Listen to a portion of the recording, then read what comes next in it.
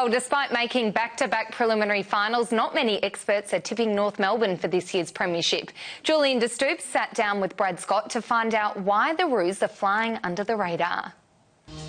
Well, Brad, thanks for your time on Fox Sports once more. Seems to be a perception out there it's now or never amongst some for this North Melbourne group. What's your response to that? Well, I can understand the discussion around that with some senior players and a lot of our really good players getting probably closer to the end of their career than the beginning. But I mean, we've planned out for a long time, you know, not just what 2016 looks like, but 2017 and 18 and even beyond that. So, you know, life's going to continue at North Melbourne beyond 2016, regardless of results. Obviously, you made 2 prelims in a row, but that next step is a significant one. What gives you the belief you can take that step this year? Well, I think we've got a lot of improvement. I don't think at any stage last year we really played to our absolute potential. A lot of people would argue that we did. I've got confidence in the system that we've got in place that players who come to this club improve. When you look at the free agents we've brought in, you could argue that all of those have played their best footy with us, even though they've had pretty good careers elsewhere. So, you know, we're still looking at improving our young players, and we still think all our veterans have got improvement in them too. Does that frustrate you a bit that some people believe reaching a preliminary final, that's about North Melbourne's level, what this group can achieve? Doesn't really concern me. I mean, football's an opinion-based game. I mean, a lot of people will have opinions contrary to what we believe internally, but you know, there's no point engaging in that. We'll just keep working on the process that we've got in place. And, you know, we've got belief, and that's the most important thing. From the outside, it appears like you've had a bit more match practice this summer. Is that in an attempt to get yourselves playing better at the start of the season? Well, we definitely tinkered with some things in the pre-season because we haven't had the starts that we've wanted. Some of that's been due to player availability. You know, others probably has been around the intensity of training.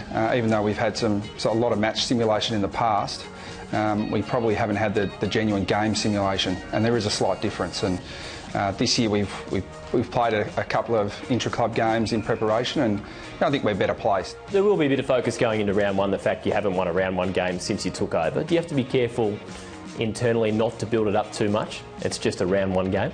Well, I mean, it's a big game. I mean, it's always a big game. There's a lot of intensity because players, coaches, fans have been waiting for it for a long time and building towards it. But at the end of the day, it's worth 4 points. But we're not going to sacrifice the end of our season, and we finished off seasons really well in the last couple of years, and we still want to be in that position where we're playing our best footy later in the year, but we still need to qualify in a good spot. Did your coaching style change a lot when you came back last year?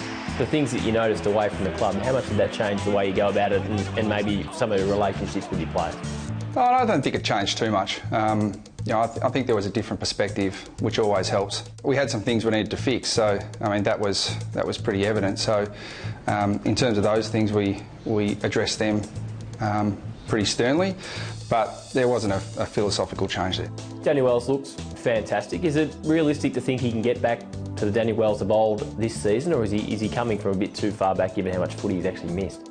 Well, he's had a really good preparation, so I mean all he can do is give himself every chance, and you know, he hasn't lost any of his ability or his speed or agility, so you know, I think that his preparation will give him a chance, but we're not putting any added pressure on him. We just need him to play his role for the team. Obviously it's going to be a big year for Boomer. That milestone game is going to be massive for the footy club and for the game in general. Do you worry around about that time it can be a bit of a distraction? I think it depends how you manage it, and I think it's largely, you know, how the club chooses to handle it.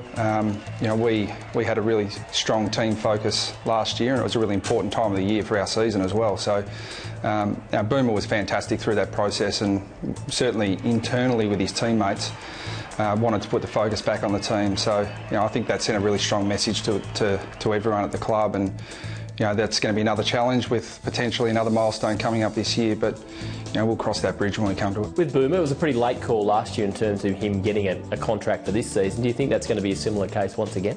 It wasn't any later than it's been any other year. There was probably just more speculation around it, given you know some milestones were coming up. But the process has been the same for the last 5 years in terms of his negotiation, and that's been largely at his request. So I imagine it'll follow a similar path this year.